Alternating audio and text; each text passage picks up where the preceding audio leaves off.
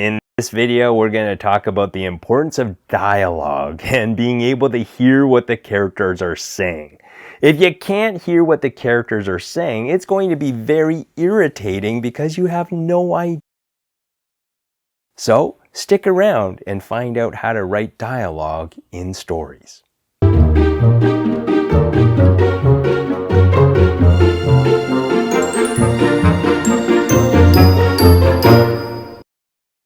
Hey, it's Tuesday. Time for another Prompt My Story video. I'm Marty Chan, a kids author, storyteller, and playwright. Every Tuesday, I put out a video with a writing tip and a story prompt to help language arts teachers motivate their students to become better writers. If you're a teacher tuning into my channel for the first time, thanks for checking out this video. If you like it, hit the subscribe button and you'll get more resources every single week.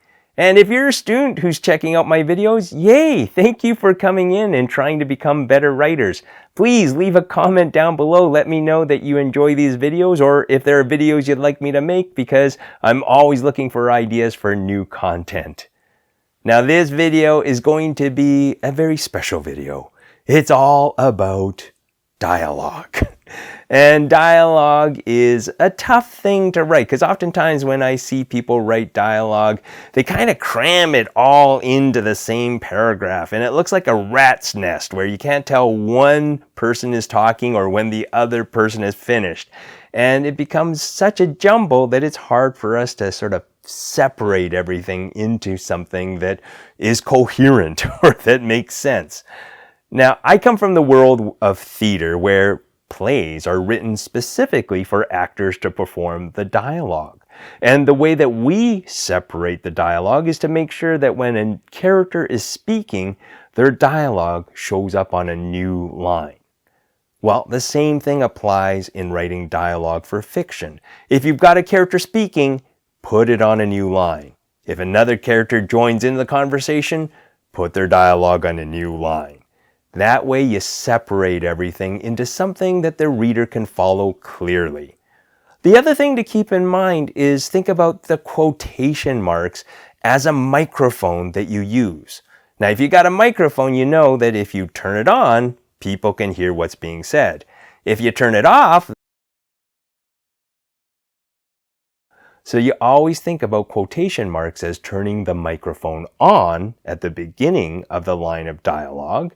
And then when the person's done speaking, you turn the microphone off, which is why you need to close the quotations so it's clear that everything in between the quotation marks is the dialogue that's being spoken, and that's what the reader is able to hear. Now, the other thing to keep in mind is dialogue tags, right? Those dialogue tags are he said, she said, they whispered, they howled.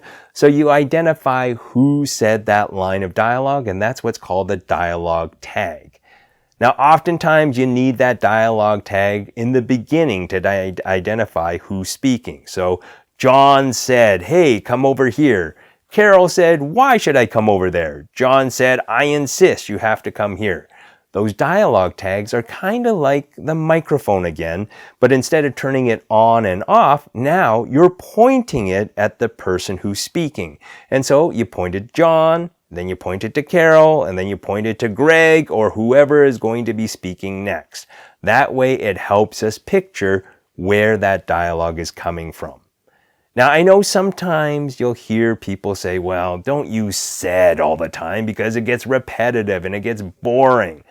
Well, it's sort of true, but not quite. The word said in dialogue is almost like the word the or in writing. You use those words a lot, but we get used to those words so much, it's just part of the text. So don't panic if you're using said all the time. But if you got, like, let's say 2 characters speaking to each other, you can stop with the dialogue tags halfway through when we get a certain rhythm going. But if you have like 3 people, it's always useful to have those dialogue tags. And only when it's absolutely clear who's speaking when, that you can sometimes, not a lot, but sometimes drop that dialogue tag away. Now, I know some people say, well, change up the word said with other kinds of ways of speaking. Well, it's okay to do that if it fits the situation. So if somebody's whispering, instead of said, you might use whisper. Or if somebody's yelling, you might go, he cried, he howled, he yelled. And that's an appropriate situation. But don't get too fancy with that, because if you put too much focus on the dialogue tag with how somebody speaks, then the focus is less on what they're saying and more on how they're saying it. And so you got to be careful not to overuse something like that. So that's my little tip about writing dialogue, and I want you to put it in action with this week's story prompt. I'm going to show you the prompt, and I want you to write a scene that involves some dialogue, okay? So here we go, this week's story prompt.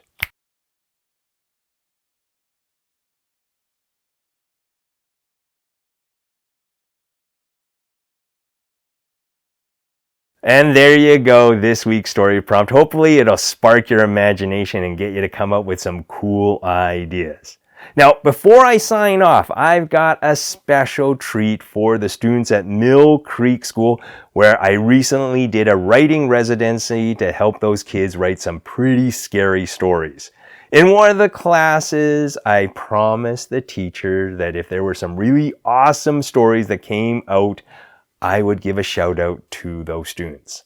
And so the students wrote their stories and the class voted on their favorite stories. And I'm going to give a shout out to those writers in this video right now. Now, there's a special mention that I want to give to Hassini, who came up with a really cool story called The Ghost of the Hollow Forest. And let me give you just an opening line from that story.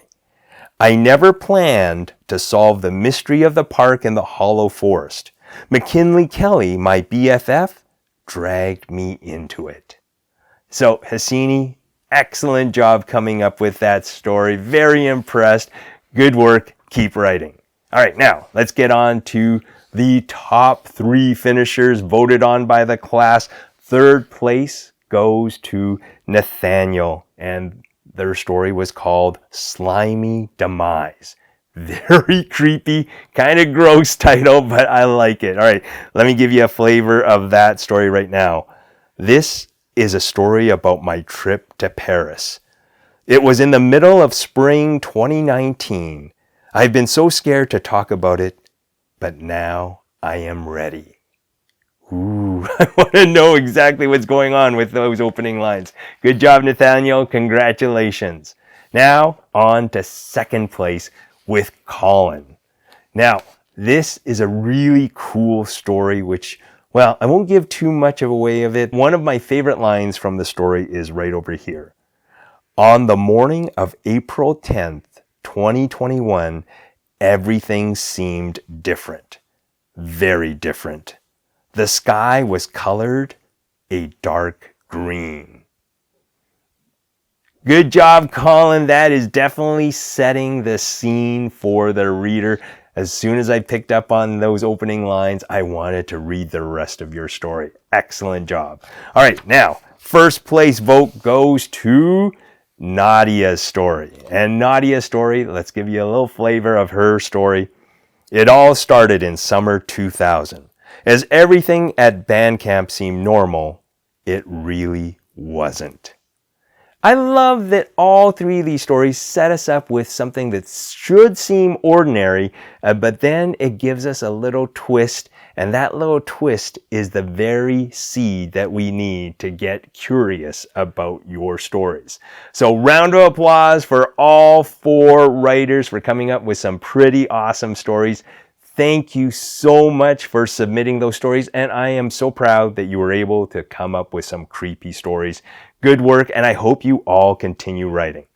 All right, that's it for me with this video. I hope you enjoyed that tip on dialogue. Remember, it's important for us to know who is speaking when.